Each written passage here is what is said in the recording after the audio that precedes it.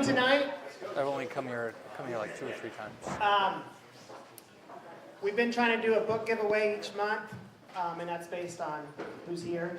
And so, to be honest, we didn't bring scissors to cut the names up, so we just like pointed. And Keziah, I'll let you do the announcement on that. And Keziah is kind of the person behind the scenes on all this. So if you're here, it's because of Keziah. Thank you. Okay, thank you so much for coming. The person who won this great book is Haley Crockett. And maybe, Haley, you can come up, we'll give it to you. But guys, what we're going to be talking about tonight is specifically the BRRRR strategy in real estate, which is buy, rehab, rent, refinance, repeat. You could probably switch those R's around a little bit. Andrew and I were talking about that a little bit ago. That could be a little bit different. But this is a book that David Green wrote. I think Brandon Turner maybe kind of coined this phrase. And I'll talk more about it tonight, but I really don't know that you can fail too much in this unless you just buy it wrong. But it's really a pretty safe strategy in the business. So I hope you enjoy it. Thank you. It's a good one.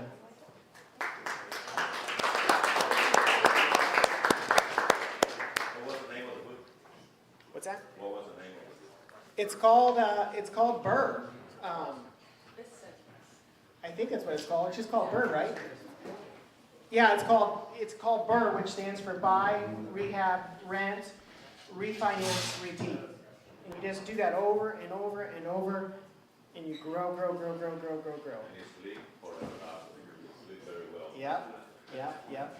Passive It becomes a management business, income. Oh, yeah. where you manage the system, the people, the tenants, and the money. Yes. So, if you guys are, I'm going to start with a quick story about my first BRRRR. I'm going to give you the address. If you guys want, you can look it up. You can verify my story. 610 North Wentz, and that's in Guthrie. If you guys want, you can pull out your phones right now, look it up on Zillow. That is a house that I bought in 2012. I bought it on the MLS for $5,000. The picture you see on the MLS is not what it looks like now. It was a piece of junk. And I was raised very much Dave Ramsey. You guys understand what I'm saying? Very much do everything with cash. And so I bought it with cash. I used my tax return in 2012.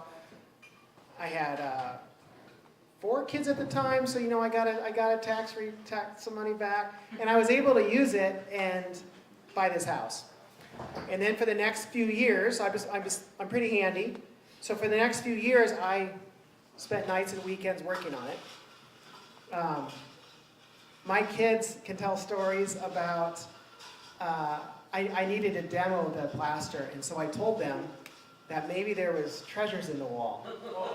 And so my kids just went to town with hammers trying to find this treasure. And of course, we didn't find any.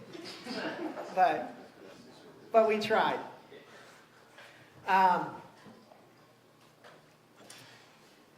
It took me about 3 years, guys. I did everything on that house, from the plumbing to electrical. I pulled city permits, but I worked with contractors who pulled it. They lined me out. As my first rental, I was out of pocket about $45,000, maybe $50,000 on it, and I became a rental. And it was a cash cow because I had no tenants. I had no debt. But I started reading a couple books, and maybe I'll show this to you in a little bit. There, I left them in my backpack, but let me just grab them.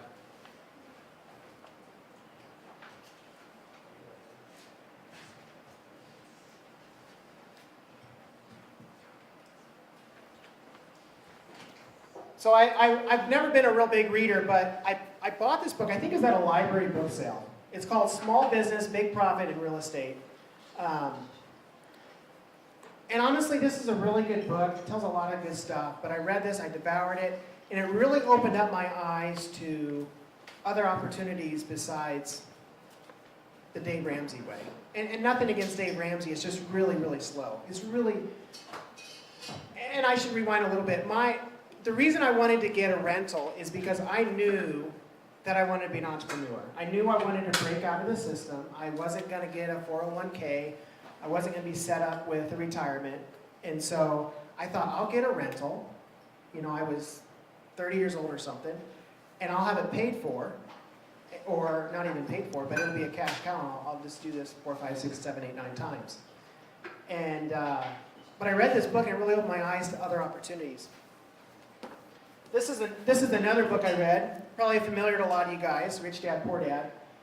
And a big aha moment in here was he talks about being downtown some metropolitan area and talking to somebody and telling them, do you really think, because a guy was telling him you can't leverage everything, and the guy told him, do you really think all these massive skyscrapers are free and clear? Like every one of these is leveraged, and that's what the wealthy do. They leverage other people's money, and they go to scale with it.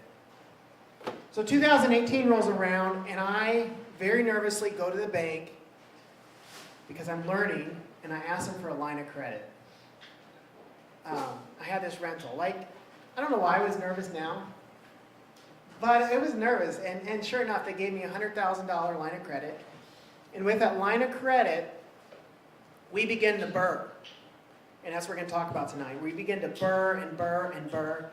And we took a $5,000 purchase, fixed it, turned it into a $100,000 line of credit, and we've leveraged that over and over and over and over to like a $13 million portfolio. And so what we're talking about tonight is a BRRRR strategy, and we really didn't even ramp that up until 2018. Really, well, 2018 was when I started it. 2021 was when we started ramping it up. So guys, it is something that works.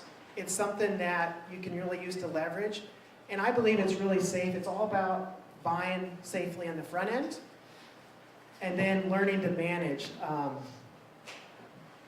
Manage the people, manage the money, manage the tenants, and it becomes a management system. So if you can learn to manage, if you can learn to lead people,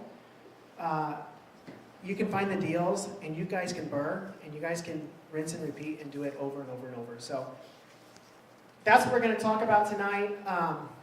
I've got two guys coming up here. One is Andrew Cross. Raise your hand if you guys know Andrew. Okay, most of the room. Maybe I don't need to say a whole lot to what I know about Andrew is Andrew has a heart for people. Andrew kind of had a rough start, but he does the BRRRR, and he does it over and over and over. And you'll see on his shirt, he coaches people. He told me the other day he's got 14 guys working for him right now, handymen. That's a big deal. He's actively doing the BRRRR. He's got a big multifamily going in right now. Guys, the BRRRR you can use on anything. You can start with a single family. You can do it multifamily. You can do it self-storage. You can do commercial. It's anything and everything. The other person I got is Andrew Larsen. Andrew, almost 10 years ago, or we'll just call it 10 years, we'll round up, got his license in real estate, and a few years later, right, he started investing in real estate. I'm sure he got the bug. Andrew's invested in 3 different states, so he would be a guy to talk to about long-distance investing as well. He manages over 55 units. And he does it primarily now with multifamily. So what we hope to accomplish tonight is just break it down, try to make it easy, tell some stories, and help you guys get into the game and get involved and make lots of money and do it not just for yourself but for other people. And the city of Oklahoma and Oklahoma County, and you know, one of the models we have is impacting lives, and we do that by fixing houses and giving people a good place to live. So Andrew and Larsen, if you guys want to, Alan and Andrew, if you guys want to come up, we'll start.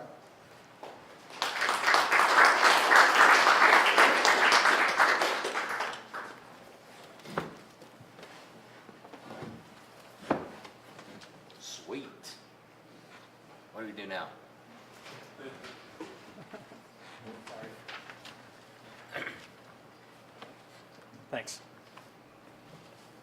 So I had notes for all that, but I forgot, so I think I did all right.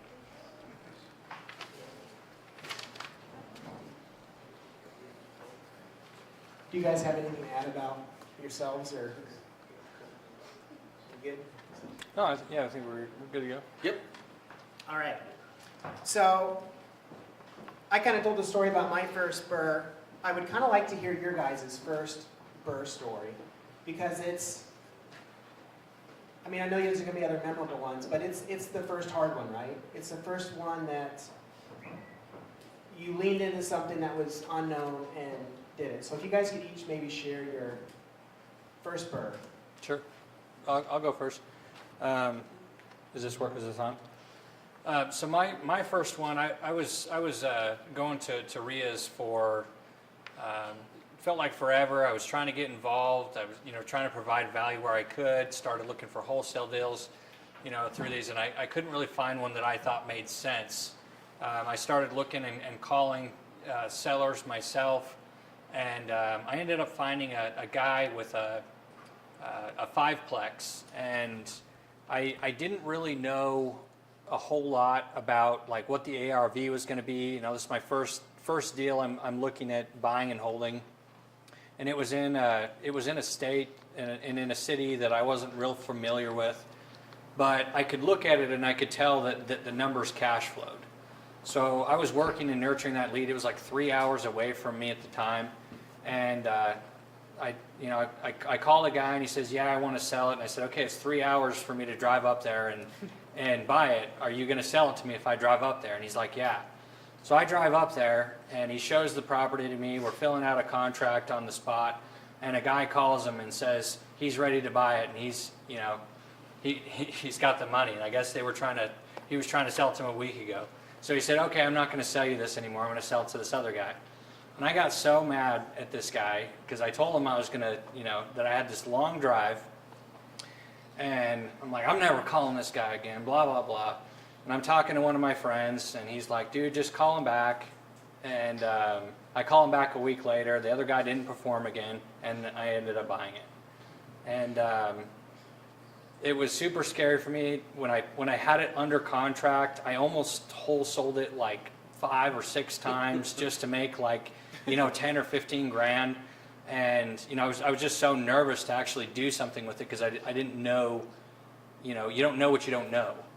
And I ended up keeping it. I converted it to a 6-plex, and 2 years later I made like, I can't remember, it was like $400,000 on it. So that was my first one. It was a good all-around experience. The numbers worked. I'm glad that I did that, because just taking that first step, like as soon as I bought that deal, another one happened to land in my lap within 30 days, and I already knew it was a good deal because I had just bought this other one and finally figured out the numbers made sense, and things started to click in my brain. And so within 30 days, I had bought another 4 units. And so I think really taking that first step is just huge. Just buying that first deal is huge. So that was kind of how my first one went. You killed it. Yeah, thanks. And I suspect you maybe have bought cars off market and got burned. That's why you had that conversation about. I didn't. I just it was just a long drive for me. I was tired of. I was driving up to that market here and there, just looking at stuff. But I already kind of knew because it was on the way to one of my favorite fishing spots, which is 5 hours away. Okay. And it's great, but I'm not going to drive up there, 3 hours constantly, just for fun. So because it's 3 hours there and 3 hours back. So. Alan, what did you do for financing on the first one? Since it was your first, was that? Good question. I actually had just sold my house because I was really trying to commit to getting my first deal.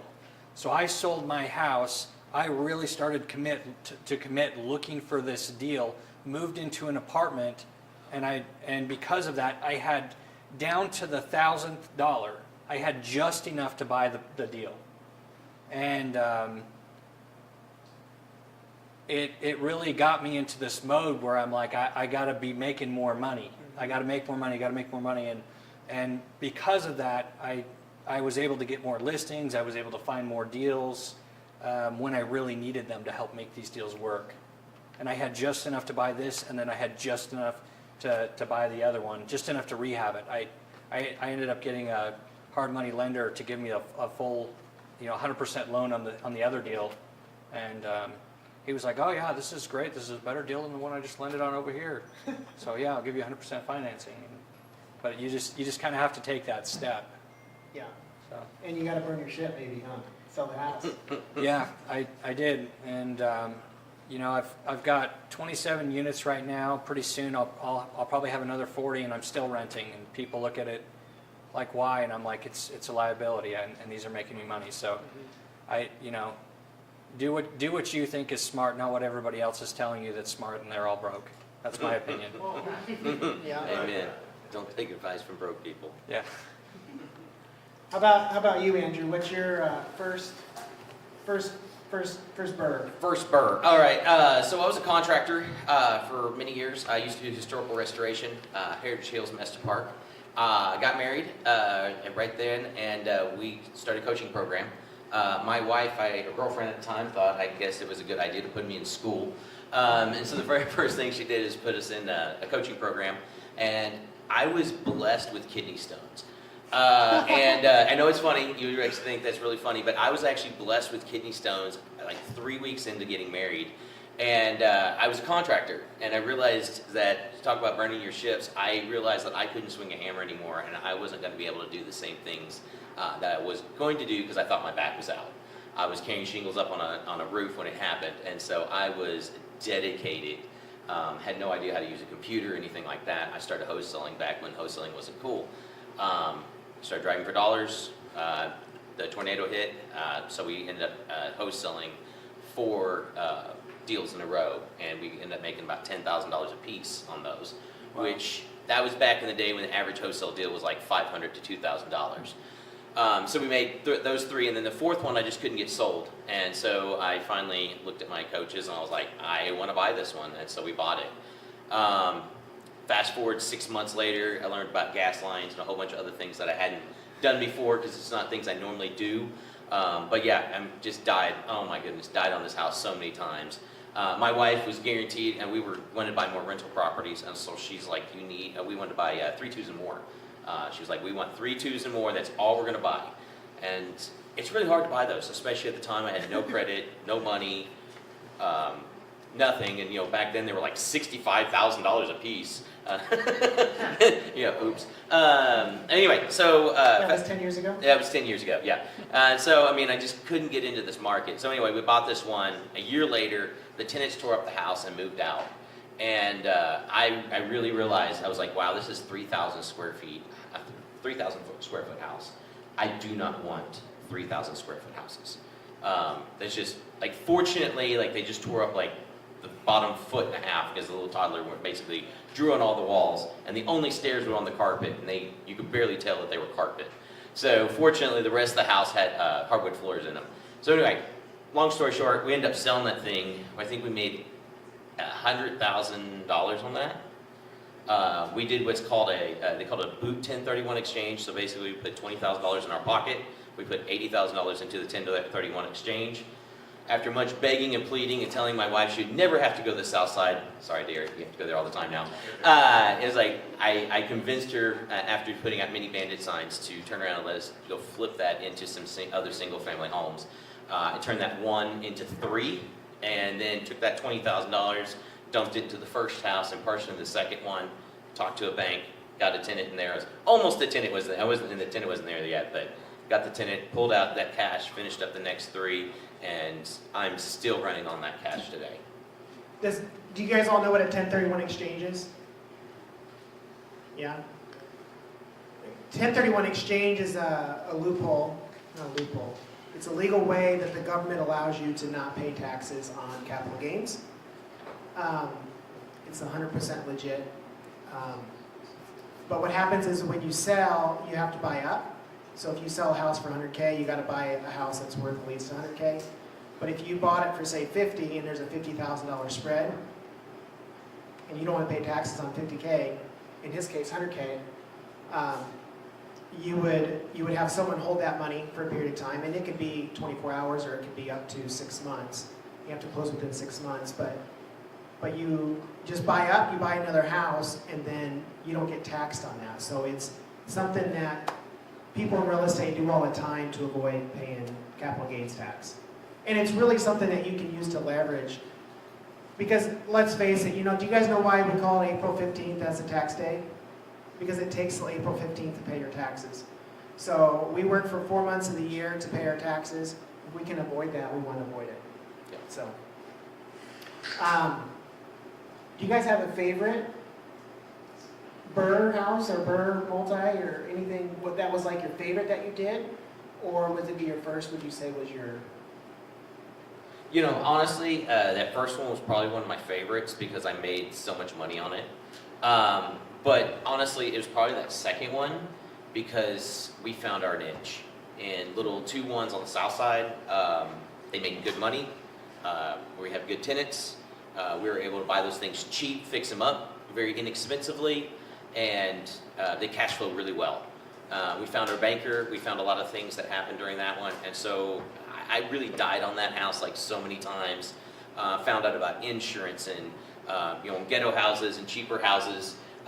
They call us slumlords, but you know what? I'm affordable housing, y'all. So, and my houses are nice. They're in low income, but my houses are the nicest houses on the block. And I try to really clean them up and make them nice. But that house was probably my favorite. It was orange when it got done because I bought the cheap paint. It looks kind of yellow, and when I got it on the house, it ended up being like pumpkin orange. I mean, it was orange. I found out about asbestos siding, which I like asbestos siding, but found out insurance companies don't. Nearly went bankrupt on that one because it was $1,200 because I had to pay up a year up front. $1,100 to $1,200 was all the money I had. And then they canceled my insurance, and they were like, we'll mail you a check eventually. And so I'm over here scrambling, trying to do it, go get insurance again, and they cancel me again. And so I'm like trying to do contracting jobs, just trying to hustle up enough money to get insurance so I don't piss off my lenders so I can go buy more houses. But that was rough, and but I learned so much. So it's your favorite because you learned so much, and it was hard? It was hard. I think it's really my favorite because I got the niche. Like once I got that one and we did it, like the next one we turned to burn and like we just started it. Easy. Yeah, I mean it was like you said, that first one. So those first two and that first 2 transactions were probably my favorite. And now it's the same thing. Like we'll sell one every now and then we'll buy 5, sell 1, buy 10, sell 1, buy 2. So. Alan, how about you? What's your favorite? Mine was probably the same. It was that first and second deal. I think the reason why is because it was the exact same challenges. I mean, it was learning. You're having to talk to so many new people, so many contracts, and at first you don't have the money to hire people. Like you have to go figure out how to do these things yourself. And like I'm trying to reno a unit and I'm tearing out all the carpet and doing the demo, and I look inside the toilet and the dude has a freaking pop can holding the whole inside of the toilet together, and I'm like, I don't know how to change out the guts to a toilet, and guess what? I had to figure it out. It's just you just learn so much on your first deal, and you try to do the best you can to plan for things, and you want to be able to hire things out, but the reality is you can't hire contractors to go do something for you if you don't have a general idea how to do it, because you end up getting killed on fees. You get the I don't want to do it price, and you don't even know. You guys know. Yeah. And so I think that that same thing for me is it was just learning, talking to lenders. You buy a deal and all of a sudden you have something to talk to the other investors about, and then you start learning from them. I learned a ton from the other investors that were in my town about how to rent my units and how much I should rent them for, and how to where to advertise. Like all these things were super helpful. Then I met a property manager that really worked well for me because I knew what I was looking for in the property manager. I had to interview like, I think then I interviewed like 27 companies, and you know, landed on the one that I landed on. And you don't know what you're looking for until you've done these things. And so my first one was great. It was a great all-around experience for me, I think. The second one, I teeter back and forth because the second one was so nice because I didn't have to bring any real money into it.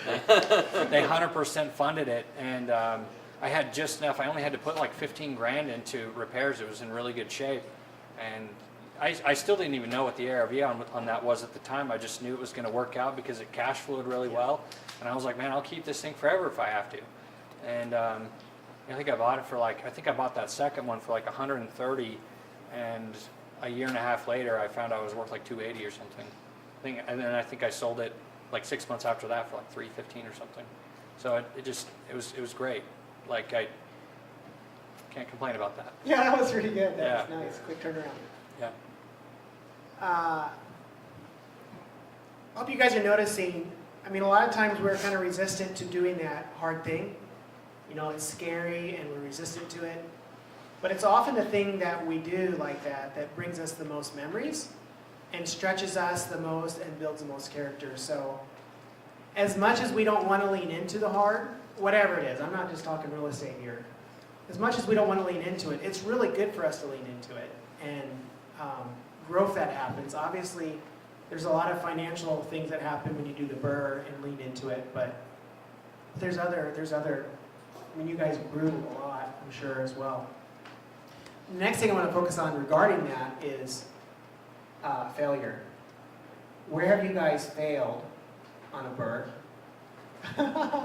or pick one, and I want to hear a story. I want to hear a good story. I got one. So I bought a house, tried to flip it, and I guess bought it too high. Didn't realize it was a more house. I finally got my second 3-2 and more brick house. I bought it for, I want to say $47,000, something like that. We get into it. We are literally upside down at $63,000. Can't figure out what to do with this house. So we finally put a tenant in there. I've got a hard money lender on it. Unfortunately, the guy still loans me money today. I don't know why, especially after this house, because it was a 6-month loan that wrapped out to, I want to say it was 18 or 19 months, something like that. I ended up having to make some payments on it. By the time the interest had built up, it's gone now over what I thought it was worth. I comped it out in the $80,000 range. I can't get offers over 60. It's just, it was 3 or 4 blocks too close to this apartment building, which I ended up finding out was the Section 8 ghetto of Moore. Anyway, so I'm going through this. Location. And unfortunately, I just didn't know that this building was here, and I didn't realize I was just a couple blocks off. Also didn't realize that this was a flood zone, and like they had all the kinds of problems over there more and backing up sewer lines. And I guess everybody knew except for me. So anyway, I go through this process. It sucks. It's a long-term process. Anyway, I finally go up to the bank, and I finally get my banker to loan us some money. And I'm looking at him. He's like, dude, you're not lendable. I was like, dude, I will be lendable as soon as you give me a loan. Like, I mean, like, he's like looking, and I was like, he's like, look. He was like, yeah. I was like, you got too much credit card debt. And I was like, yeah, no, but look at my equity. And I had fat equity at the time. Still do, but I mean, I had a lot of equity. And he looked, he laughed. It's like a lot of you guys are doing. I was like, look, as soon as you give me the loan, I'm lendable. And he did, and he wrote me a loan on my portfolio. That was about $500,000 I forget what it was. But anyway, it had to be $500,000 because he ended up giving me $250,000 to go buy more houses. And that house, I actually had to roll into the loan with 4 other houses and strip the equity out of 4 houses to get that house to go close. It sucked, and this is why you're saying that you really honestly can't fail. Today, y'all, that house is worth about $145. The last time I looked, it's worth $145. The apartment building has turned around, and I'm noticing that the area has gone up another $10,000 this year. So it went from $120 to $140 this year, and I converted the garage. Also, by the way, those tenants, that was my second set of tenants that I moved into that house. And guess what? That house, I only owe like $42,000 on that house. So the tenants have almost paid it off. We had to replace the sewer line. We had a couple other things that happened over the years. My tenants, I had one tenant move in, they tore up the house, had this next tenant move in, and they have been there for, I want to say 8 years now. I think they've been there. And as far as I can tell, we raised the rent not too long ago, and they said they were staying. And it's been their second rent increase that's been there, and it just keeps paying out. So it was hard, but it turned out good. Yeah, it was hard, and it turned out good. I mean, we had to roll it together, and there's all kinds of other things I have to do, but it was one of my worst houses, and I just don't, I mean, like I said, I just missed the comps, but just a little bit. Alan, how about you? What's a fail you've had that you've learned from? You know, I've been pretty fortunate. I haven't failed a whole lot on houses. The first house that I went to go buy, I was trying to figure out, like, how do I get into real estate? Where can I get some experience? And I ended up going to a guy that was flipping houses. I didn't know this at the time, but he's like the biggest flipper in Salt Lake City. And you know, I asked him to teach me, and you know, show me what he's doing. And he's like, no.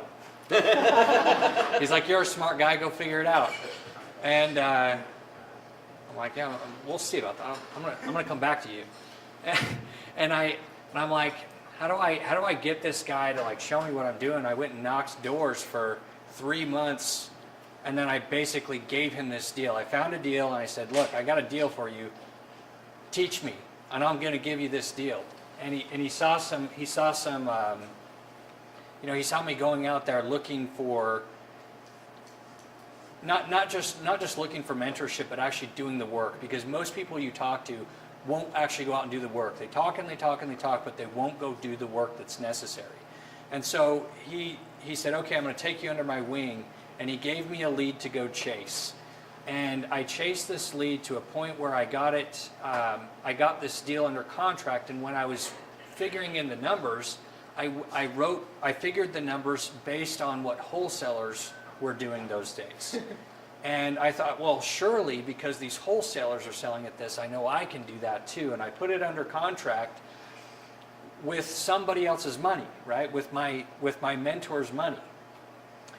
And he ended up closing and buying on the deal, and it ended up not being a great deal. Like on paper, I looked at it and I'm like, it's not a great deal, but we're going to flip this. And because at the time we closed on every single deal, and then we would go afterwards. We'd pick which ones we wanted, and then we would go sell the rest of them when we got too busy. We'd sell the ones that had the worst spread.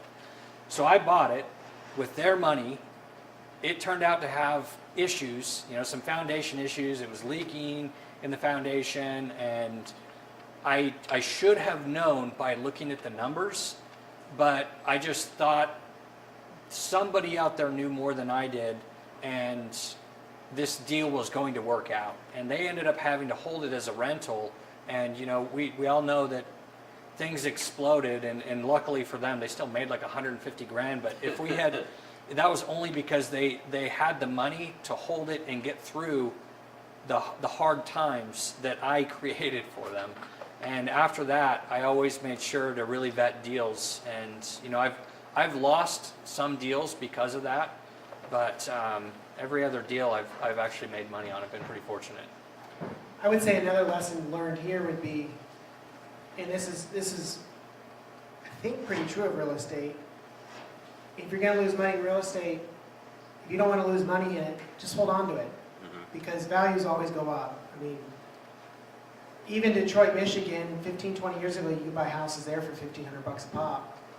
And that market's back up. So that would be another lesson I would say you could tap into there would be just hold it. You know, if that's the beauty of doing the refi is you can hold it and rent it, and you can get yourself, time will get yourself out of a bad market as well. So. And one thing I'll add to that is they ended up holding that, but they had to take a $100 loss every single month for almost 12 months before they had a return on it. And It really only worked out just because the market appreciated so much. You know, they ended up selling it, they recouped the money they lost, and then of course made a profit. But they had set themselves up with other rentals and cash flow so that they could do that. Because you can't do that with every rental. But if you're going out there and you're making good buys in general, and you happen to buy one bad one, you can make it work. You know, just like Andrew made it work. And so that's one thing I've learned Yeah. from that. That's why you always got to buy right, buy smart. Something I would add in this respect that I've learned, and I don't know if I could tell you a specific story, but when you're rehabbing properties, you're working with contractors, and I've learned a lot of lessons from contractors, but I would say probably one is don't pay them until the work is done. Because it's really hard to get them to come back. No matter how much they beg you. Yeah, yeah. Yeah, just make it a policy. It's You my know, kid's birthday. yeah, My mom's in the hospital. yeah. You guys have My heard brother's it. in jail. You've heard everything too. Gotta pay my mortgage. Yeah, Like, and you just tell every them. week? You have to pay your mortgage every week? I had a thought your mom did the guy. I had a guy. His dad died twice. So You're like, wait a second, you used that on me last year. yeah, You were taking notes or what?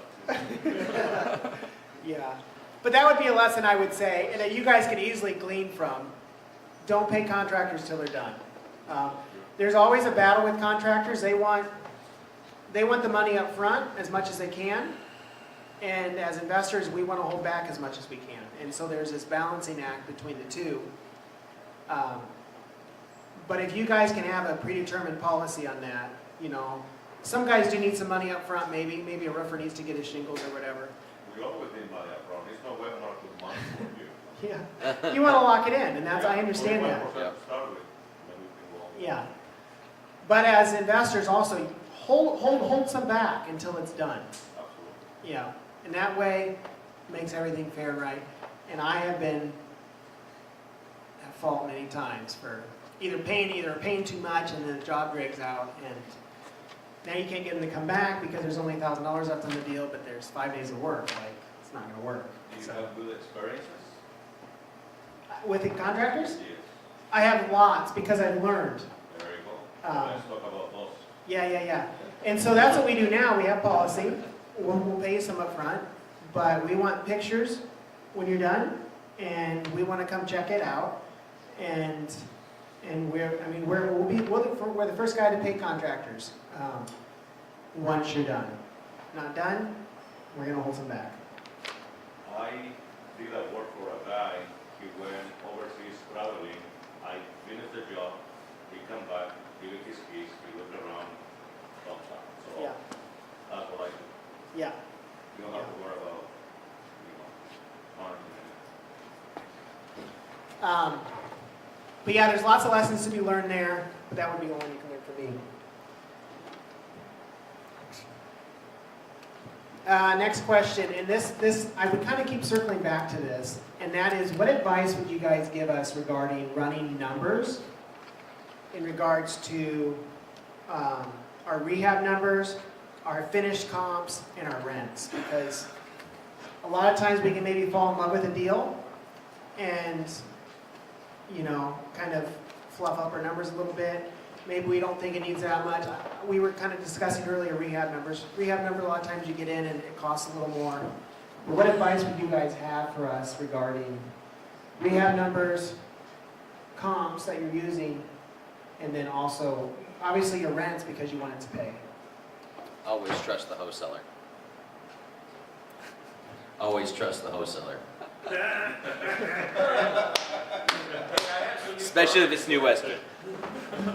No, I'm joking. 100% joking. If you guys want, I actually I have a rehab sheet over there that you guys can have. It's a free rehab sheet, or you can go to my website and download it there. It's a general idea of, there you go. Yeah, my wife has it over there. Everybody take one. I printed off plenty for everybody. There's about 3 or 4 free resources there, some contracts. But make sure that you're running your numbers And then before, I tell my students, one of the first homework assignments is to go take that sheet and go find contractors to go do all those different things. Another thing is, like, if you're going to do with a general contractor, so you're a general contractor, if you'll notice, he doesn't have any paint under his fingernails, okay? That's an easy way to tell. Just look at their trucks, look at the under their fingernails, look around. Oh wait, we got a guilty one over there that does some work himself. So we have another general contractor over here. And so they have subs that work underneath them. And so you want to make sure that you have those things covered. Before you start a project, I want you to go take that, there's 42 steps here. I want you to talk to your contractor and make sure that they can cover all 42 steps. Okay? When you get in there, the very first thing I want you to do is go in there and say, hey, you're a contractor, that's great. How do you sweat pipe? Yes. Do you have electricians? Do you have plumbers? And how many times do you get over there and you be like, oh wait, I don't do electrical. Right? A lot of contractors don't do electrical, and that's fine. Like, you're gonna get a lot of guys over here, but you need to find out what they're weakest at. Yeah. And then the other thing, guys, this will give you $1 million tip right here. Before I hire anybody, I ask them this one question. Because everybody's an artist. Like, most contractors like doing what they do. Like, most contractors, if you get a good contractor, like, I've got some painters. They love painting. So I ask them, if you could do something, wake up in the morning, go do something all day long, what would that be? Because if you ask them, can you do it? Oh yeah, I can do everything. Oh yeah, look at this guy. Oh, I love this smile over here. You know all about that. So they get over there and like, oh, I can do it all. Oh, I can do everything. Cheap as hell. I can get it done. No worries. All right? Yeah, they're lying. So you want to go over here. And then the drain and Y is backwards. Yeah, and then the Y is backwards, or you go over here and you flip it on the breaker and it keeps popping all the time. You realize that they put all the plug-ins backwards, or they don't understand where the ground is, or they went over there and was like, hey, it has this extra wire, so we just cut them off on every single plug-in. And they're like, don't tell me how to do my job. Yeah, don't tell me how to do my job. And I'm like, well, buddy, I hate to break it to you, but there's paint all over the floor. There wasn't paint on the floor when you showed up. There's paint on the floor now. So anyway, so make sure that when you hire a GC, especially if you guys are brand new, like once you get in there, like I make sure, I'm like, what do you want to do all day long? Now granted, do you get to do what you want to do all day long? No, I don't get to do what I want to. If I had it my way, I'd go around, look at smelly houses, sign them up, and go and look at them when they're finished. That's all I'd want to do all day long. Unfortunately, there's a lot of other steps in between there that I have to go do. But, so just go over there and ask those questions, find out what they like to do, and then just start building your team, one person after another. And then the other thing I'm going to tell you is go get 3 deep. Okay, you need 3 plumbers, you need 3 framers, you need 3 of everybody, and you need one that you get good, fast, and cheap. Pick 2, all right? So you're going to have your really, really fast guy, cost you an arm and a leg. We got that guy. I mean, we call him right now, he will come out, and I will have a breaker box in here, and if I called him right now, I was like, buddy, I need you to put a breaker box in by morning. He will get a breaker box in the morning. He is not cheap. Okay, he is good, and he is fast. He is not cheap. And I got another guy, I was like, hey buddy, I need a breaker box in. He'd be like, Thursday or Friday, I might hear back from him. And and he's probably gonna get the breaker box in next week. And as long as I'm not in a huge hurry, I might use this other guy. And that guy, listen, he's my go-to guy. Because he's cheap. And so, but I know I'm gonna have to spend an extra 2 weeks. But if I'm in a hurry, I'm not gonna use that guy. So same thing with your contractors. You'll find the same thing with wholesalers and anything else that you're working with. Like you'll have your favorite people, you'll have the people that you want to work with, and then you'll have that 3rd or 4th one. And then I have a whole bunch of that. If you look at my phone, you're going to see a-hole, and that just tells me, a-hole sheetrocker, a-hole, this, and that just tells me not to use them again. And so I've got a lot of those guys on my phones over the year. Like, just save them in there, just keep them. So, anyway, that would be my 2 cents there. I do something similar, just on a spreadsheet. What I did when I first started is if you're looking to get started and you don't really know what the costs are, you need to go figure it out. Like you've actually physically got to get out there. Go to Home Depot, go figure out how much your cabinets cost you. Like what I did is I went off of what's the average size square foot house that I'm going to be working on. In Utah, where I started, it was like 2,000 square feet. Everything was 2,000 square feet because they had an upstairs and a downstairs, and it was 1,000 up and 1,000 down. So I went out and I figured, okay, well, I'm going to have one kitchen, I'm going to have 2 bathrooms. How much is the kitchen going to cost me? How much are the bathrooms going to cost me? And I went and I figured out what all the materials were going to cost, and I went and started calling contractors and said, how much are you going to charge me to install a bathroom? How much are you going to charge me to install the toilet? What about if I tile? How much are you going to charge me for that? And I just started writing down pricing. And as I'm calling these contractors, I'm adding in, notes. I've got a tab with all my plumbers, with my electricians, with my handymen, everything. And every state that I've gone to, I've done the same thing. I've got a sheet that now I know how much the average house is going to cost me to rehab.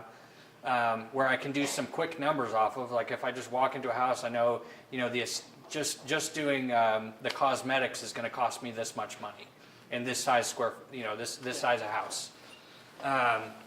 And then really, like the only things you have to start trying to figure out after that is what's left over. What am I missing? And every house is a little bit different, and sometimes you have to call in a guy to do a foundation check and give you numbers on that or something, but even then you start to figure it out. If you've done it enough, you know how much it's going to cost you. So that would be my suggestion: is put the numbers on a spreadsheet and run them. And before you do your first deal, I would run it past an experienced investor and just say, hey, we take a look at this deal with me, see what you think. I don't know one experienced investor that would say no to that, and that's my 2 cents. Do you guys run comps in your underwriting to try to figure out the finished? Like a lot of times we'll do that. We'll say, we're going to try to buy this at 100, put 50 into it, but we think it'll be worth 200 at the end. Of course. Do you guys do that? How do you guys come up with comps on that? Especially I want to hear like multifamily. Is it similar? Well, when we're doing single family, we do it just the same way, where we look on the MLS. If you don't have access to the MLS, you can look at Zillow, and because you can see what things are selling for here. So you can kind of, as long as you know how they're determining that value, you can kind of figure that out yourself, and that's a good free way to do it. You can also call an agent. So single family, that's what I do. Is I'll just pull comps as I'm a licensed agent. But on multifamily, it can be a little bit more difficult because multifamily you can value it 3 different ways, and the most common is based off of the income approach. And you're going to get a lot different. You're going to get things varying from Edmond to South OKC. Sure. And so you kind of have to find your niche. And my niche is on the south side over there. And for the most part, I know what it's going to be worth when it's done, based off of buying so many of them in the last 2 years. I think the one that you just bought is the one that I've been most on the fence about, and it turns out you've got your appraisal, which is why I'm wondering, but he just bought a 28-unit complex, and appraisal came in really well for him. But that's really what I'm looking at. It's how much income is coming in. Then you take, what the average cap rate is for the area you're in, and you can figure it based on the cap rate. Yeah. So that's, if that makes sense. I'll give you an example. If you've got a 10-plex bringing in, $5,000 a month, you can times that by 12. Then you times it by 0.7 because you're factoring in 30% for expenses, and then you divide that by the cap rate, and whatever the going cap rate is, and that'll give you your price point. And I will add, there's you guys can Google this, like commercial property calculator, and you can just punch those numbers in there, and it'll spit out a valuation based on that. How about rents? Similar, we just pull up Zillow or whatever, and we see what rents are going for, right? Yeah, Sam, we just pull comps. We can use I typically the first free place I go to is Zillow, and I look to see what's going around in the area, and I try to be a little bit conservative because just looking at that, you don't know what people are really renting for. There's going to be something that's listed for $1,500 that's exactly like yours, and then there's going to be one that's listed for $1,000 or $1,100, and you're like, why the difference? They look they look the same, but one might be a guy that bought his house and is trying to rent it now the first time because he wants to keep his first rental, but he's moving out of state. Whereas the other guy's an experienced investor and knows this is how much he's going to get for Section 8. He knows this is going to rent at that. So the first thing, Zillow's a great free look, but then I usually go to someplace like Rentometer, and we actually pull comps and see what things are actually renting for. And some of it's trial and error. Sometimes you put up a unit and you just, you go where you're going to get your rents, and then maybe the next time you try and push it a little bit, and if you don't get it, it's okay, scale back. So some of it's trial and error. You want to add to that, please? So on our comping out our properties for purchase, I'm 70% of ARV minus repairs. We've got a software that we use that works about 75-80% of the time. But for the most part, I'm just going to pull up Zillow. I'm going to go do one block. I'm going to pull up all the recently sold. I'm going to do the same thing in Redfin. I'm going to go pull it up on 2 or 3 of the other websites and average them out and make sure I'm in the sweet spot. The one reason I like that is because right now it seems like Zillow is a little bit lower, so I'm still a little bit safe. I go in there, I pull out the very top comps, I pull out the very bottom comps, and then I just sort of play in that middle area there. I'll take the top middle 10, average those out price per square foot, and then comp it out for my property. Comparable property. So we're not going to Nichols Hills and trying to compare it to our house. We're not going to try and pull comps or push comps. If we can't find those comps, we're going to continue bringing out our circle until we can find a comparable comp. For me, most of the time, it's pretty easy because I've sold a house in the neighborhood within the last 3 to 6 months. So I'm like, I already know because I already set comps in the neighborhood, so I already know what it's going to sell for. But that's how I do it on a regular basis. I'll pull Zillow and things like that, and I'll do dirty stuff for myself because I'm doing the purchasing. And then my wife, she actually will do the Rentometer, right, is what you're doing. So she does Rentometer, she has all the software, and then she'll do it and she pushes comps on a regular basis. So that 28 unit, I thought I was going to get, I think I comped it at $995, you need to get it at $1,095? $1,065 for 3 bedrooms. It's $1,065 plus water. See, and I had the water figured in, so she got $1,095 with the water. So she gets more money. She consistently gets more money than I. But once again, I run my numbers. I try and run mine a little bit conservatively. Let her go get her comps if she can go get it. And that way, we have another one. We've had to drop it 2 or 3 times. And so we'll push it on the market. We'll see what kind of response we get. If we don't have anything, Monday we have our team meeting. We start dropping prices, move-in specials. Move-in specials are my favorite. So. That's how we get our rental stuff. And on the multifamily, I phone a friend. I kind of wanted to just break it down, let you guys realize, like, sometimes we can get stuck on that, right? Like, it seems like a lot of information. They just gave you a lot of tips, a lot of pointers, but it really isn't that hard. You can go to Redfin's one of my favorite for comps. I like the way it's set up. I go to Zillow probably more often though. But those would be my top 2. Just look at comps, see what's for rent, see what has sold.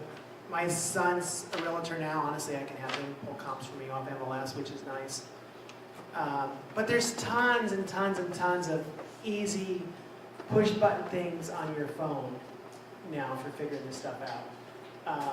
Rent's the same way. I would probably argue, I totally get the approach of figuring out item by item on cost, but contractors will quote you stuff, they'll give you numbers. Can I add to that? Let If me you hop don't, in real quick. sure. This guy right here is Josh. He's representing Lowe's. He actually represents me where I shop, but you guys can go to Lowe's and you guys can get numbers from Lowe's. You guys can send them. What I do with Lowe's is I'll just put it in my cart, I'll send it to them.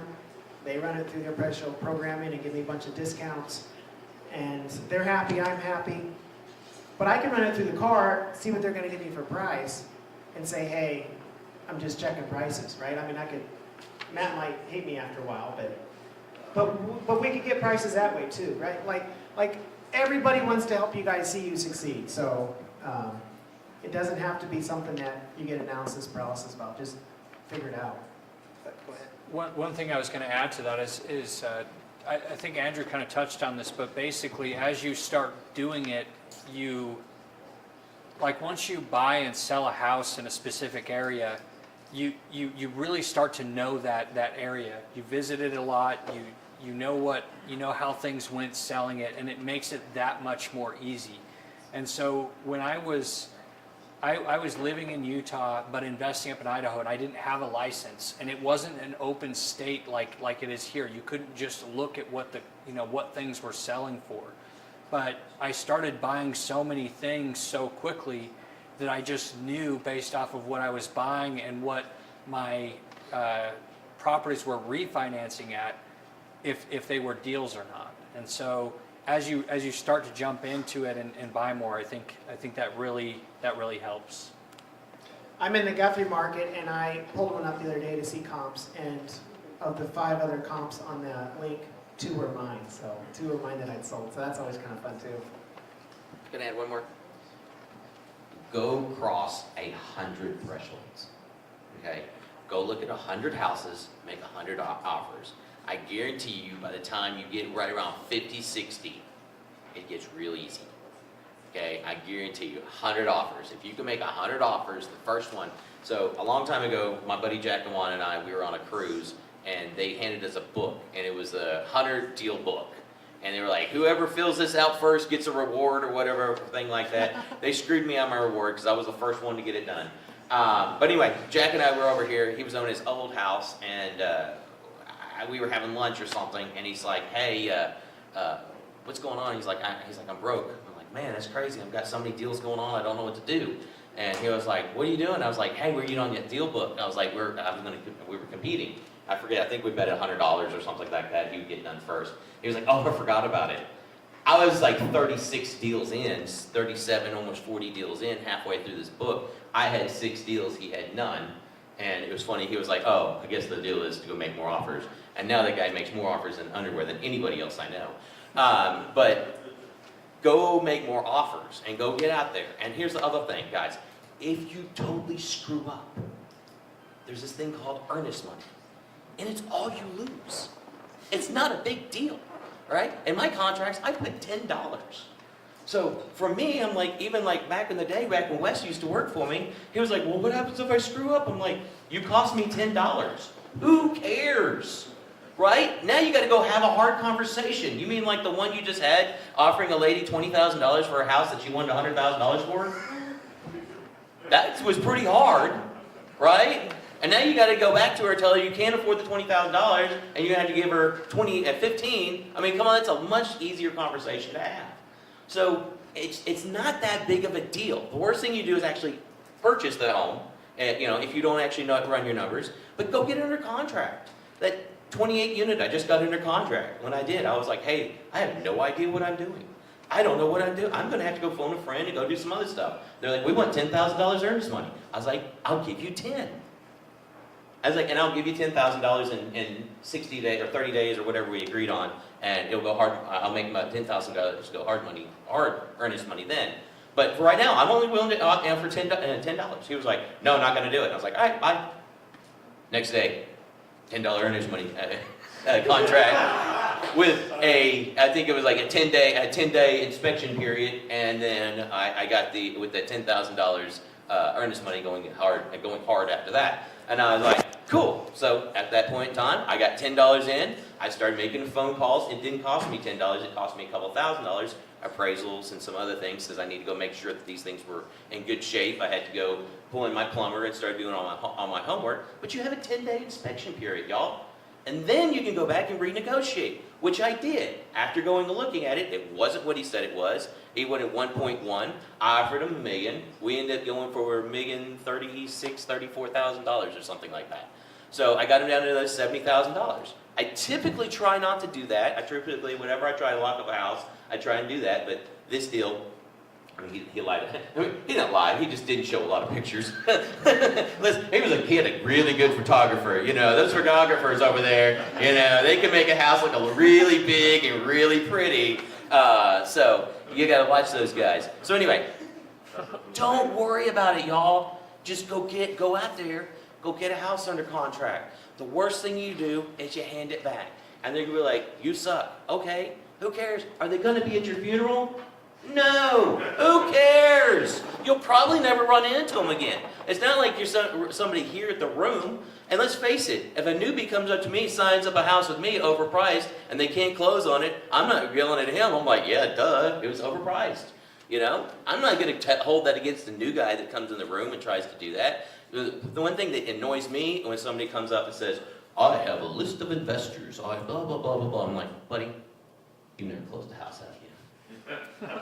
It's like, well, I'm just getting started. I was like, hey, come to the meetings, let me introduce you to some stuff, here's you some help, here's you some information, you know. Just don't blow smoke, because I mean, anybody who's done this for very long knows you just read a book that's, hey, guess what, 20 years out of date, and you're using terms that we've used, and we're already going on to the next thing. So anyway, that's my 2 cents.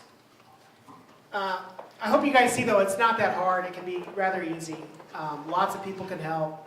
I would say realtors would be another resource to tap in for comps or rents. Honestly, I work with an appraiser. He always asks me if you need me to run comps, I can run comps for you. So it can be really easy.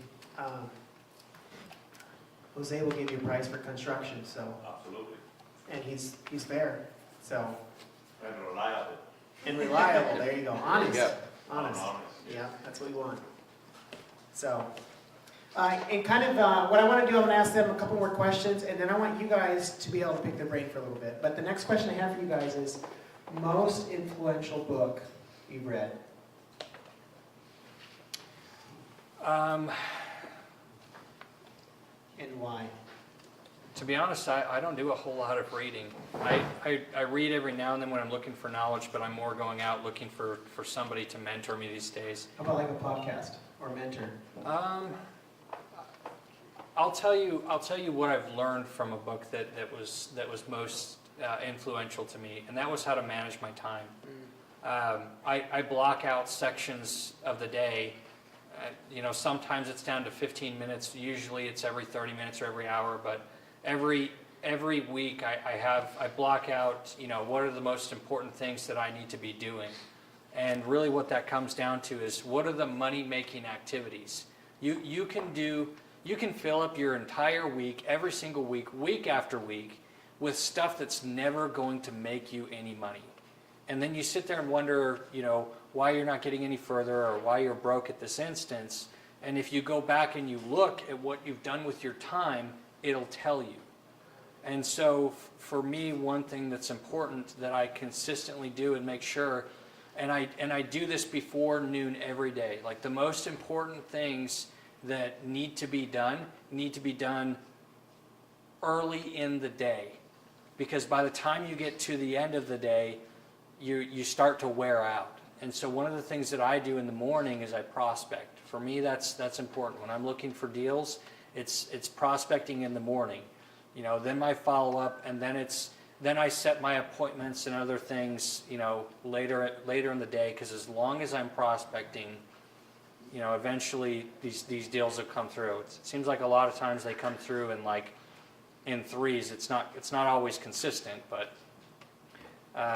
you know, if you do that long term, it's consistent over a long period of time. That's what I've learned. That's important. Hands down, Bible, guys. I mean, it's got all the wisdom you ever need to learn in it. It's, I mean, I read it every day.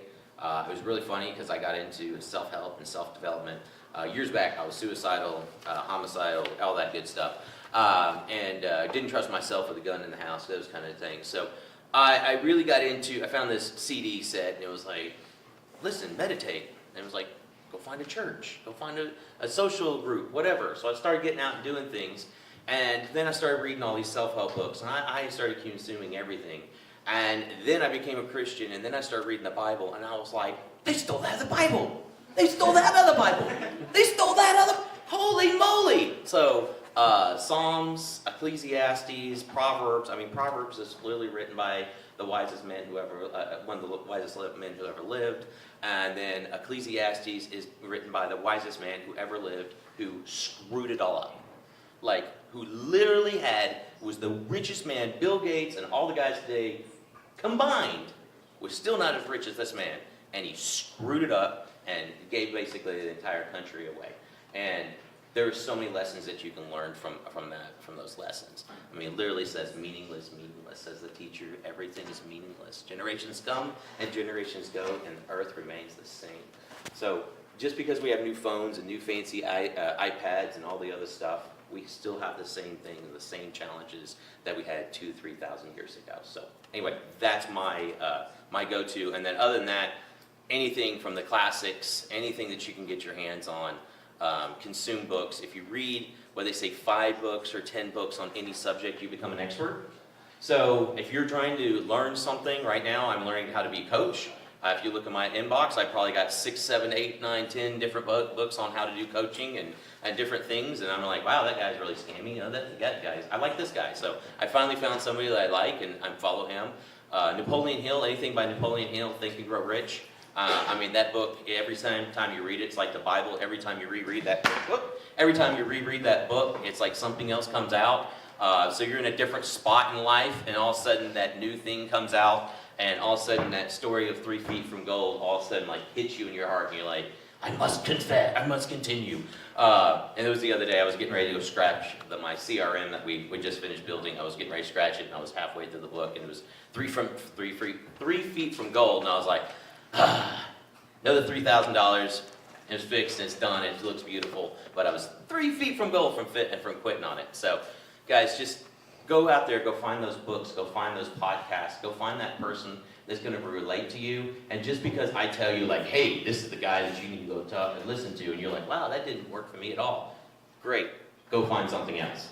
Like, go find somebody who relates with you. You know, if you're in a bad, if you were live in a beautiful environment and you've never had anything bad happen to you as a kid or anything like that, you're probably not going to relate to somebody like Goggins that's going to go like, go through the stuff that he goes through, and like, you're like, man, I've never been called all those names, and I've never been beaten like that, and I've never had those kind of problems, so I don't really relate to him. And I got friends of mine who was like, Goggins, 100% Goggins, but they had a lot rougher upbringing. So you guys just find that person, whatever it is that you're looking into or that you're doing. There's literally nothing new under the sun.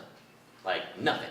What I'm doing is no different than a lot of other people here. My coach taught me what to do. I tweaked it, found a few ways to do it myself. But there's nothing new under the sun, y'all. Somebody else is doing what you're doing. Go learn from them.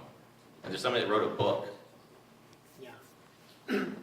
I do want to open this up for you guys now. If you guys got some questions for these guys, or even me, I guess, in regards to the BRRRR, or what kind of questions you guys got? For the refinance part of the BRRRR, would you guys usually work, or I guess get the loan from the commercial, or like more with like private lenders? Okay, so usually, typically on the beginning side, we're usually using private or local banks, and then we're typically moving over to a traditional bank or into a larger institution bank for the long-term holds. Typically, like First Security, I think they're a $380 million bank. So there's a rule that says that a bank cannot loan you, I want to say it's over 20% or 100, there's a certain percentage. Yeah, it's like 20%. 20%. They can't loan you over a certain percentage of their net worth. And so you're going to tap out local banks. I've got my local bank tapped out. I've tapped out a couple banks before. So they can only loan you up to a certain amount. So that's when you typically have to go to somewhere else. So me and Rockford, we used to joke all the time and say, my favorite loan is, no points, 2%, 30-year AM, and my second one is the one that closes. So. I wish they had that in commercial. My answer to that is I do what makes sense, and what you can do, because if you're looking at a wholesale deal, they're going to want you to come in and purchase it with cash, and you're either going to do that with your own cash or you're going to do that with hard money. But, if you're working with somebody who's willing to give you time to go get a loan, I've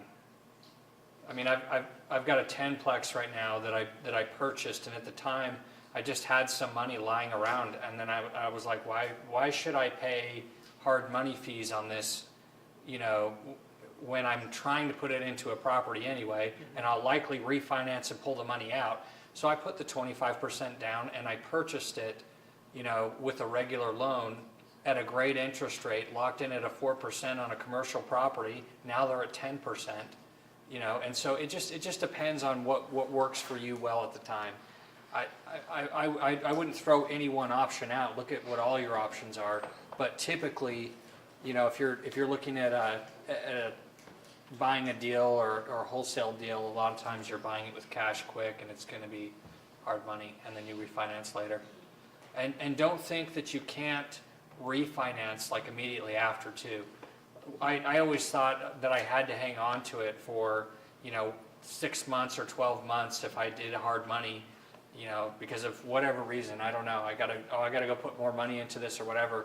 But what I found is a lot of times if it makes sense and it's in okay condition, you can use hard money to close the deal just to get the deal quickly, and you can even start a refinance before you even own it.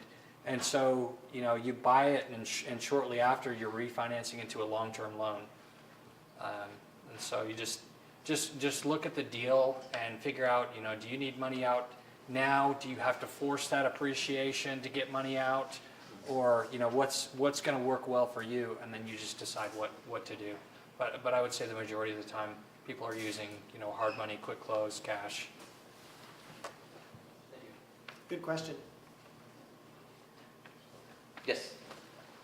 Couple questions. So first, you always pull permits when you go in and rehab, and then when you do, will you explain a little bit about, like I know in Norman you have to have $2 million general liability plus workers' comp. So do you guys both, do you have both of those, or do you have your subs sign the exemption form? Man, you are opening up a can of worms by asking about all this stuff. Yeah, after the cameras are off, we'll talk about this. That's a whole another story. No. Here, let me get this one. All right, guys. So you need to pull permits whenever it is necessary. So one of the things I'm always looking at is you don't need to always pull permits. So pulling permits is necessary if you're replacing breaker boxes, you're replacing other things. If you're going in and have to replace water lines and things of that nature, and it's a repair, then you don't need to go in there and pull the same permits. You do need to have a licensed plumber. You do need to have a licensed HVAC person. You do need to have those licensed people doing your licensed work. Okay, one of the reasons that you want to have that licensed work and those licensed people, those licensed contractors, if a fire would happen inside of your house, and somebody would happen, or somebody would die, or something like that, and a plumber wouldn't cause a fire. Hopefully not. But electrician would cause a fire, and you had Joe, the handyman, or you yourself did it, you would be liable. If you have a licensed electrician do it, then his license is there on that property, and then he would become liable, and the liability transfers over to him. That's where you need the liability insurance and what have you. Me, myself personally, I have my guys are independent contractors, so they do the independent contractor thing. So we have them sign the paperwork. I do not have them do that because I cover my jobs myself, so I'm not worried about it. If they slip, or if they do something, whatever. Can you But explain that? Sorry. So you're saying that you sign the exemption for workers' comp? do what? Are you saying you sign? I have them sign that because they're independent contractors. They're all independent, and all my people that work for me are independent contractors. They all sign the, they all either come with workman's comp or with the form, which And typically they go with As the form. contractors, they're on their own for workman's comp. He's not providing it. Correct. On my employees, I need to do that. If it was W-2, it would be required, but because it's 1099, it's on them to They're cover liable that. for it, Yeah. yeah. So any of my guys can go work for anybody else. They typically don't because we've got so much work. We just continue working them. They don't even ask what the next job is or do we have any more work? I'm like, dude, till 2025, y'all, we got work. So I'm always going to have work. So our contractors just, we have painters. We have once again, I found those guys that really like to do certain things. I have a guy that loves to do framing. He loves to jack up houses and crawl underneath houses, jack them up and redo the foundations, and just tickles his fancy. He loves it. And I love giving him the jobs, and he goes and does those jobs perfectly. And then guess what he hates doing? Painting, drywall. And you know what I hate him doing? Drywall, because he does a terrible job at it. And, you know, so I don't want him doing that job, so I have somebody else go do those other jobs. So, But there's a lot of the work that does not require permits. It would really just be plumbing, electrical, and HVAC. Foundation work. It's like the bigger stuff. Yep. And Yeah, so, So like if your that- guy slips and falls and breaks an arm, you would already have him, like you've Correct. signed an extension with the state, and you've had him sign. well, he signed a contractor form, yes, and ideally you do that at the front end. You have him sign that, and you have him fill out, is it a W-9? not ideally, before they show up on the Okay. job site, Yeah. before they start Yeah, yeah. anything, you have them. You have them set fill up. that out, and then that Yeah. makes them liable Exactly. for their stuff. And you only need that you don't need that for every single person. So if you hired a contractor, so Jose, for instance, you would get Jose would be responsible for that. You would get an independent contractor agreement or get whatever paperwork from him that he provides. And then at that point in time, he now covers his people underneath him. So he has that general liability and that coverage and what have you, whatever those things are. The easiest way to figure that out is, are they running things through an LLC or are they running it in their personal name? Easiest way to really figure it out. Yeah. And you're gonna find, guys, most of your smaller independent contractors, they're gonna give you a workman's comp, the form, they're gonna give you a W-9, they're gonna give you this piece of paperwork, and that's all you're gonna get from them. And those are gonna be more reasonable contractors. Once you get into bigger companies, then you're gonna have to start, then that's where they start charging and start doing all the work. But you'll know when you find those companies. Absolutely, yeah. What other questions you guys got?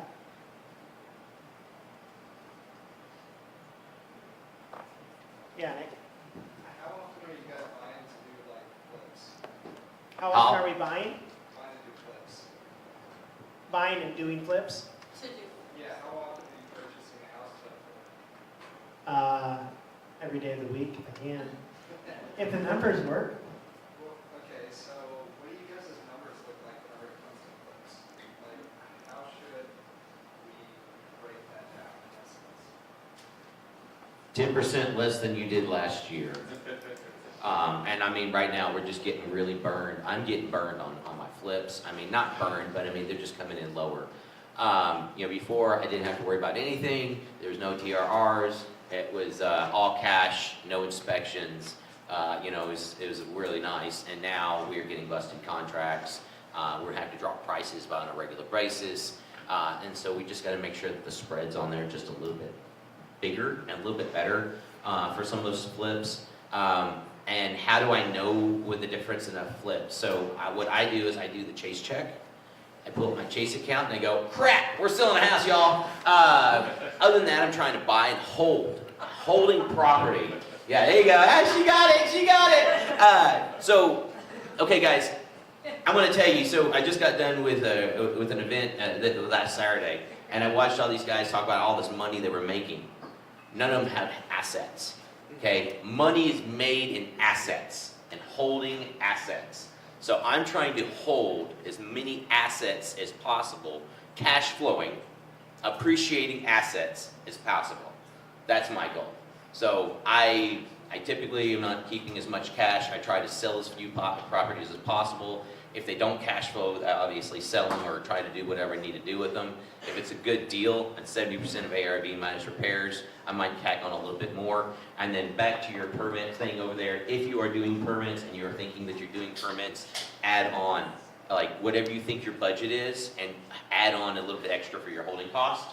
I did not do that on my last burnout. I just didn't think it was going to take me 3 freaking months in holding, almost 4 months in holding to get all my permits passed, to get everything passed. Even though I only failed 1 permit, only 1 inspection. It was just, a week to come out, 2 weeks to come out, 2 weeks to get out, 3 weeks to get out. And it was a burn permit, so we didn't realize we had to get the fire marshal out there just to get things started. And It was like, it's burnt, y'all. And it's in you. Like, there ain't no house, like the garage is gone, all this stuff's gone, so. It takes a long time. Permits, they kill you. Yeah, permits kill your time, Just slow so. it down. Yeah, slow you down big time, and I would have also had it finished in the perfect time in the market, but unfortunately, it slowed me down 4 months, and it hit just in the perfect time for the interest rates to go up, and now it's been on the market for, I'm going on 6 months. So, fun times. But Nick, to answer your question, I would say that we're just running hard numbers harder. And something we are doing to sell houses is we're a lot of times figuring in on the front end that we're going to give a $5,000 seller concession. That's appetizing to people right now. And we just figured that on our front end, and then we'll list that with the property. I will say we closed one last week. We made like $30,000 on it. But I also found out that the wholesaler wholesaled it to us, he made 25. So his money was a lot quicker made. But we are under contract to sell another one, and we're probably going to lose maybe $2,500 on it. It'll be the first time I've lost. So it's not all glory when you're flipping. So let me May I add to that? ask you this, because, last year was the last time I talked to somebody that's actually buying and flip, and they would take 12% off the top to account for closing costs, holding costs, brokerage fees, all that kind of stuff, right? So for the front end, purchasing it, and closing costs, and paying it on the back end, when they sell it. So they would take 12% off the top, so putting that like 88%, and they would take an additional 15 to 20% off the redemption rate. Does that sound about right? So what's going on? What's the other 15%? The 15 to 20% is for their spread. Okay, is there a spread? Yeah, that would be good numbers. I would just take 5,000 and then 8%, which would probably be similar. But a 5,000 concession, 8%. I figure it takes about 8%. You pay realtors and then 2% for closing costs. That's how I run my numbers, and it's not 100%, but it's close. I think if you're not factoring in having to pay the closing costs, you're just wishful thinking nowadays. Like it's been great the last 5-10 years with how hot things have been, and it's been great, but things are changing right now, and you need to be more conservative on your numbers, or you're going to get burned. I know a lot of people right now, especially in my home area where I'm from, that got caught with their pants down on $1 million flips. There's a lady that had 11 properties going, and of those 11, 4 of them were $1 million houses, and she's losing hundreds of thousands of dollars on several of them, and the only reason she's not going bankrupt is because she just sold her business for millions and millions of dollars. But she's losing a crap ton of money. And I know other people that are going bankrupt at the same time over there over dumb deals, and the housing there, they're bigger spreads. There's more of a swing. We're not seeing as much of a swing here in Oklahoma City right now. And you'd be thankful for that, because it's a great market to continue to invest in. But don't make those rookie mistakes right now, of thinking that you're not going to lose any money just because we're where we're at. Plan smart, plan right on your numbers, plan your exit strategy, because really it's kind of more going into a normal market. It's not normal to have these over asking price offers with paying no closing costs. It's normal to sit on the market for 4 to 6 months and have to negotiate a little bit on price and closing costs. And I think that's more of what we're moving towards. The other big competition right now is new builds. I think new builds makes up 40 to 45% of MLS listings right now. At least that's a number I heard like 6 weeks ago. And new builds really want to see their comps in a neighborhood stay high, and so they are doing these seller concessions and allowing people to buy down points and whatnot. So that was kind of why we started that seller concession. Is our competition's new builds now, more than it ever has been. Typically, a normal market in the past was like 8 to 12% was new builds. So new builds are way up, and a lot of that's because people are holding on because they refied and they're not selling their house now. But there is still a housing need, so new construction's up. Inventory is not necessarily up, but new construction is. So, that $5,000, what is that do? What are you getting any concessions? What are you offering them? Well, we offer to pay, this is 5,000 goes for closing costs. Closing cost. But they may use it to pay closing costs, they may take a little bit of that to buy down points and get a lower interest rate. Gotcha. It's just, like, maybe I shouldn't be good about doing that, but when we figure it on the front end, we're gonna do it, because it makes it more appealing. It's just like, it's figured into the formula. I mean, we dropped the price by $5,000, so what's the difference in giving them $5,000 in concessions? So do you feel like giving them $5,000 in concessions gets you better, like, people than dropping the price by $5,000? The beauty of not dropping your price by adding a seller concession is if your houses are in your neighborhood, your comps are staying $5,000 up. Does that make sense? Gotcha. So your comps are suggested by $5,000 in your portfolio of your other houses. So we can literally control our market by selling at a higher comp, because that's what the number is seen on the MLS is 185 or 195. Smart. So if we got 10 of them, we're holding our values in our other stuff. Just like the new construction does. Yeah, absolutely, because I mean, I set my own comps all the time, so of course, yeah, makes total sense.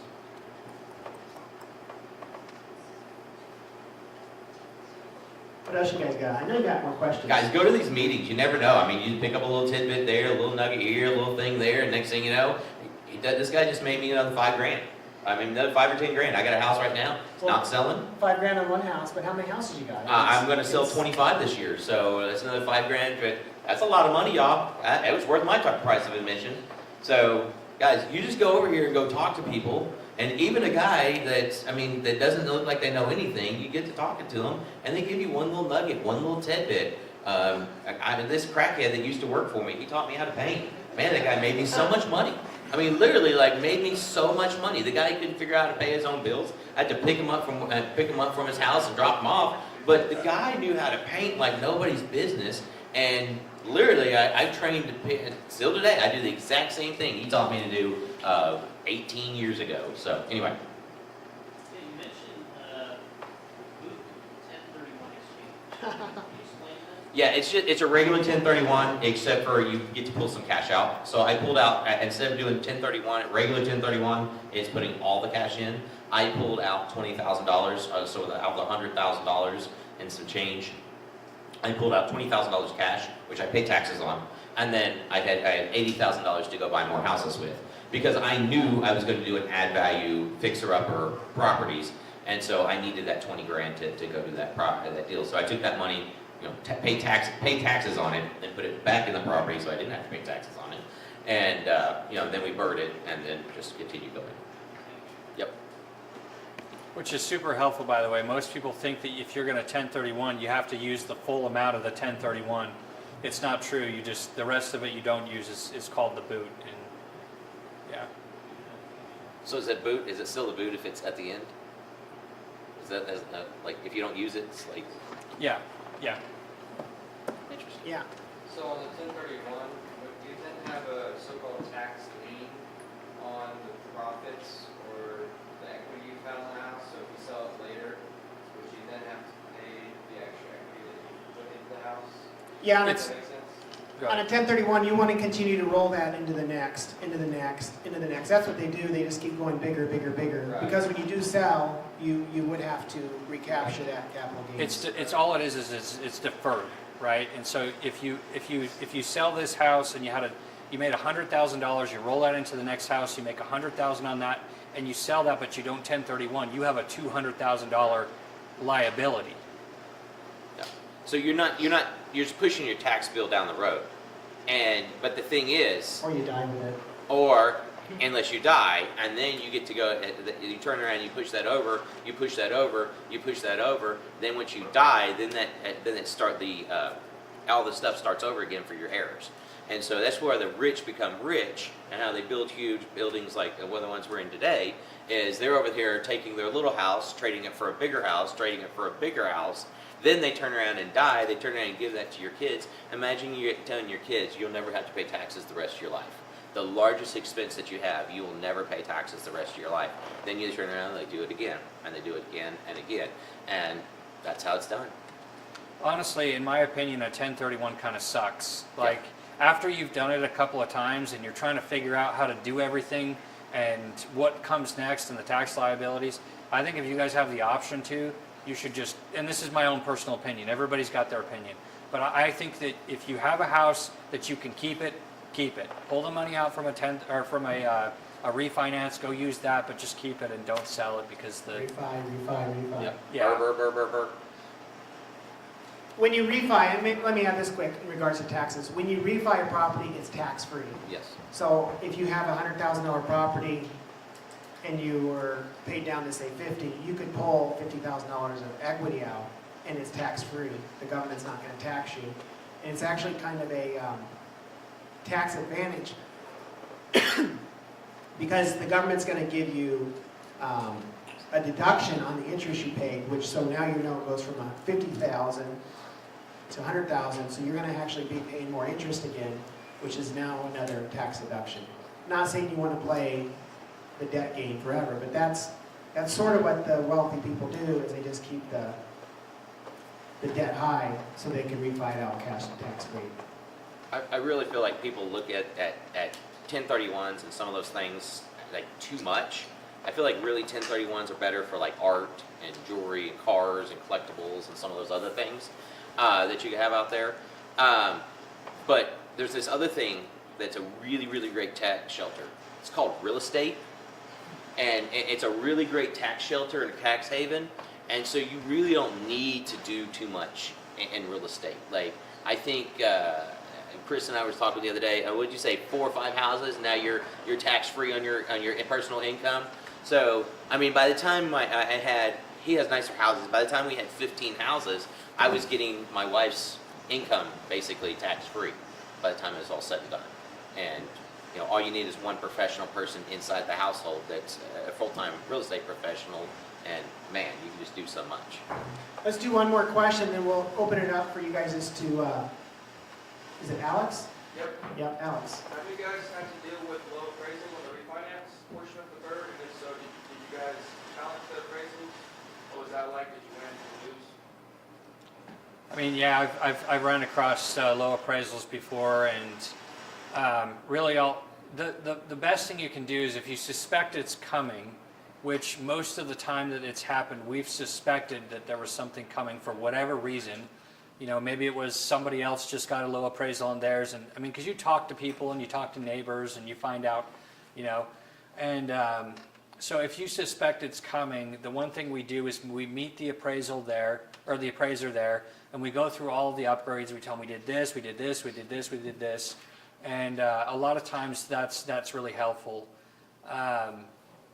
You can go back and fight the appraisal, and you can provide comps to help fight that, but it's kind of a hard battle. I mean, the times that I've looked at doing this where we've said, hey, let's try and fight this, it's like I told the seller the same thing. It was when I was helping somebody sell their house on. I told them, I'm like, I just don't know that it's even going to appraise for this. And if it does, we're going to try and fight it, but we have no comps, right? And when you're trying to fight it, and that's the first thing that the appraiser or the bank is going to ask for. Hey, can you provide some comps? And so if you can't provide any comps, the next thing I go to is what are the other 2 ways that they value the property, or that they can? Because most of the time on single family it's comps, but you can also value it based on income. So the second thing I always go to is income, and I try somehow to value it based on income. And sometimes it works, sometimes it doesn't. I would say on that, just if you're worried about it, what you said, be proactive. And in my opinion, appraisers want to give you good news, not bad news.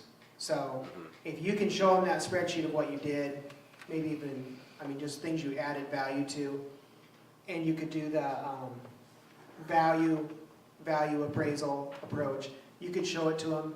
They're going to try to make it work, in my opinion. I don't know why they win it at that point. And we have done that a few times. We'll say, hey, we did all these things. We'll be really nice to them on the phone, because they're going to call, and you don't want to blow them off. Just be nice. And Yeah. We get a lot of drive-by appraisals, and so a lot of times they come down just a little bit lower than I'd like. Another nice thing is back to your permits. If you're doing permits and you're doing permitted work, it's very easy to get your appraisals up. If you can go over there and say, hey, here's a new HVAC, here's the inspection, here's the all new plumbing, here's the inspection, here's all the new wiring, it has all new electrical in it, here's the inspections, here's all the inspection reports. You turn around and hand that to an inspector, and all of a sudden now your house is the nicest house in the neighborhood.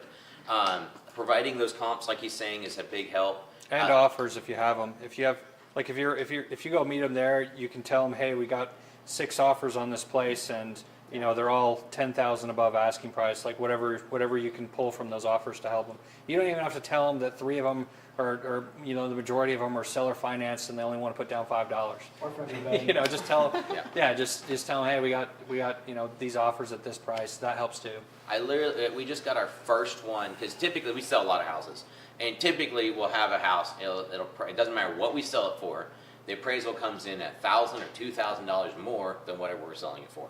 And it's amazing how that happens. It's just this magical number they pull out.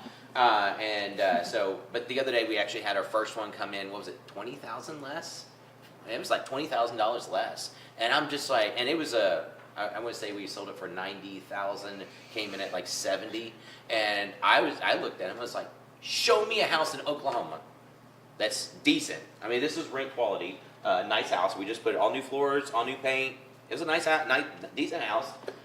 Show me a house that's $70,000 in Oklahoma, especially a 2-bedroom with a garage. Show me one. It didn't have central heat and air, but still, show me a house anywhere that you can buy for $70,000. You can't buy them for wholesale for that price. And anyway, the buyer walked, and we resold that house for $94,000, which is what our asking price was, and the appraisal came in at $95,000. So I don't know why. I mean, these sellers didn't even give us the option or the opportunity to go contest it. But they have it quite frequently, like it'll go whatever and go the wrong direction. Another thing you can do, there's an app on your phone that you can go measure a house. I bring a tape measure with me. I had another one, lender wasn't going to give me the money. I went over there and he was like, hey, yeah. I was like, why? I called him up, I was like, why, what's the problem here? And it's a solid deal. He was like, oh, it's too small house. Too small house, like 500 square feet. I don't lend on it. It was 890 square feet. County assessor had it wrong. I've made a lot of money over the years, guys, bringing a tape measure. Measure your houses before you sell them. You can make a lot of money. Anymore, guys, there's lasers that do it. You Yep. can stand on one side of the room and shoot the whole room, Yep. shoot the whole house. A guy walked over with his cell phone the other day, just walked around the outside of it and popped up, told him exactly how many square feet it was. There's an app out there. I was like, oh, cool, I need to find that app. So guys, those are some things that you can do to help you with your comps, pulling out looking at it, but they're really getting scared right now. Banks are pulling back a little bit on how much they're lending. I'm getting that a lot lately. The prices are dropping. And it's not like I'm thinking like the market's crashing. Market's normalizing. We're just getting over asking price. And that's what we got used to, is everybody got used to getting above asking price. And I'm one of them, I can't lie.